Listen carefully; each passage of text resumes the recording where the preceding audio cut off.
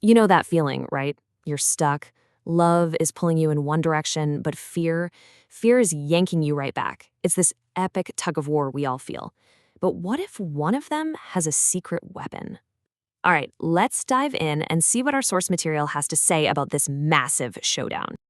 Okay, this one line, this is basically the key to the whole thing. And it's not just some nice, comforting idea. No, it's a really bold claim. It's saying that love isn't passive, it's an active force, a fear destroyer. So the question is, how in the world does this perfect love actually work? Let's get into it. So, before we can really appreciate the solution, we've got to understand the problem. And in this story, the villain is definitely fear. We're going to look at its tactics and see how it uses paralysis to stop us right in our tracks. I mean, at its core, fear is basically our ancient bodyguard. It's this primal instinct that's hardwired into us to keep us safe, to survive. But what happens when that bodyguard becomes more like a prison guard, when it locks us up in silence right when we're supposed to be speaking out? This is where things get really fascinating. The source gives us this powerful metaphor. Just imagine you're trying to share something really beautiful, like a piece of music, but instead of an instrument, all you have is a loud, obnoxious cymbal you're just banging on. That's what our words become when love isn't there. Just noise. Right? Think about it. A clanging cymbal is all about making a scene, drawing attention to itself. It's a performance, not a real connection. And when fear is the one conducting the orchestra, we get so wrapped up in how we sound and how we're coming across that we completely forget about the person we're talking to. And a result? A solo act that doesn't connect with anyone.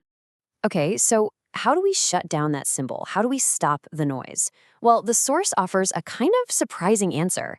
It's not about just trying harder or puffing out your chest to be braver. Nope. It's about bringing a totally new sound into the mix, a very specific kind of love. And let's be clear, we're not talking about your everyday greeting card kind of love here. The source calls this perfect love. It's described as this outside force that comes into our hearts and just changes the entire dynamic. It's like a new CEO taking over a company in chaos. Fear might still be hanging around, but it has absolutely no authority anymore. It's not calling the shot. Here's another incredible metaphor to help us get our heads around this. If fear is this sharp, throbbing pain that keeps you from moving, then love is the anesthetic. Now, it doesn't mean the source of the pain is gone, but it numbs it, it dulls it just enough so that you can get up and start moving again. So how does this anesthetic actually do its job? Well, you can think of it as a three-step process. First, it just loosens that death grip that fear has on you. All of a sudden, those anxieties that felt so huge are just whispers. Then it kicks fear right out of the driver's seat. Fear is no longer in control. And finally, it hands the keys over to you, giving you the courage to actually drive forward into the unknown. And this right here, this is where the real deep transformation happens. It's like a complete rewiring of your internal operating system. Your default mode switches from protect myself at all costs to sacrifice for others. And believe me, that changes absolutely everything. Look at this comparison. It just lays the two paths out so clearly. On one side, you have the life run by fear. The focus is you. The motivation is avoiding pain. And the outcome is nothing. Silence. Inaction. But on the other side, you have the life driven by love. The focus shifts to others, the motivation becomes sacrifice, and the outcome is powerful, vulnerable action. Now, here's a really challenging thought from our source. It suggests that our silence can actually be a mirror. If we find ourselves holding back because we're afraid of being rejected or looking foolish, that mirror might be showing us something we don't want to see. That in that moment, our comfort is more important to us than our love for other people. Ouch. So, what does this all look like in the real world? Well, when love is truly in the driver's seat, doing the scary thing starts to feel, well, natural. It's not about gritting your teeth and forcing yourself to be brave. It's about leaning into the beautiful and, yeah, kind of terrifying power of being vulnerable.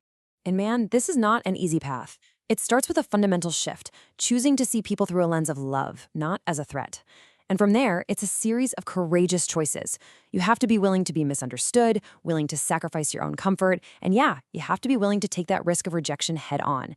And what makes it all possible? Love. And here's the ultimate payoff. Our source uses the example of evangelism, sharing your faith.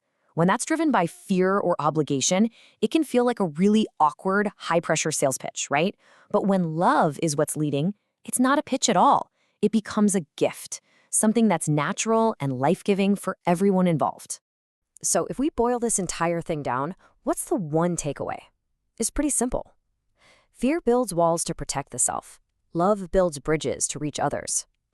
Fear clenches its fist, but love opens its hand, willing to sacrifice, to give everything away for someone else's sake. And so, that leaves us with one last, lingering question to think about. If it's true that perfect love drives out fear, then what fears are still living rent-free in your head? What amazing, terrifying, world-changing action is fear holding you back from today? The answer to that, well, that could change everything. Thanks for digging into this with me.